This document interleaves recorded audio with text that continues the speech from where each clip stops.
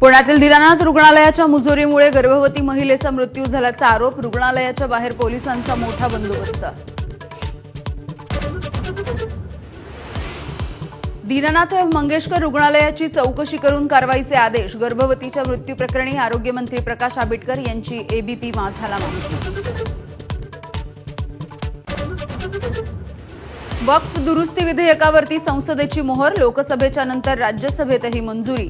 12 तासांच्या चर्चेनंतर समर्थनार्थ 128 तर विरोधामध्ये 95 मतं. राष्ट्रपतींच्या स्वाक्षरीनंतर कायद्यात रूपांतर.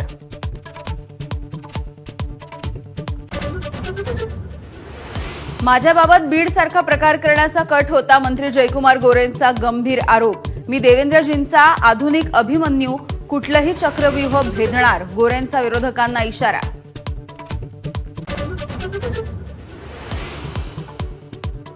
सतीश भोसले उर्फ खोक्याला वनविभागाच्या कोठडीमध्ये मारहाण झाल्याचा वकिलांचा दावा. खोक्याच्या पाठीवरती मारहाणीचे व्रण. वकील अधिकाऱ्यांच्या विरोधात पोलिसात तक्रार करणार.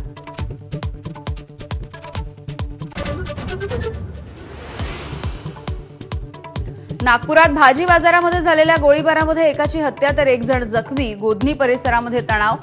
पोलीस बंदोबस्त तैनात.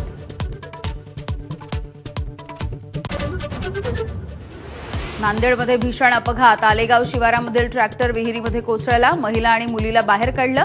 अजून 7 ते 8 जण आत असल्याची माहिती.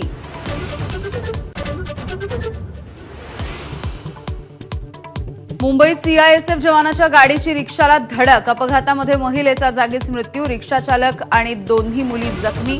मद्यधुंद अवस्थेमध्ये आरोपी जवान हा गाडी चालवत असल्याचं उघड.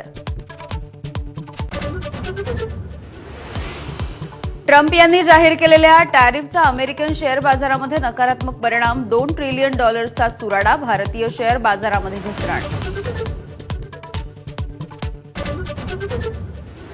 पुण्यासह रायगड, सातारा, महाबळेश्वरमध्ये अवकाळीचा तडाखा. वादळी वाऱ्यासह मुसळधार पावसामुळे अनेक ठिकाणी रस्ते गेले पाण्याखाली.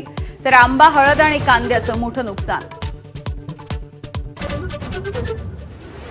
हिंदी चित्रपटसृष्टीमधील ज्येष्ठ अभिनेते मनोज कुमार यांचं दीर्घ आजारामुळे निधन. वयाच्या 87व्या वर्षी मुंबईतल्या कोकिलाबेन अंबानी रुग्णालयामध्ये घेतला अखेरचा श्वास. उद्या अंत्यसंस्कार.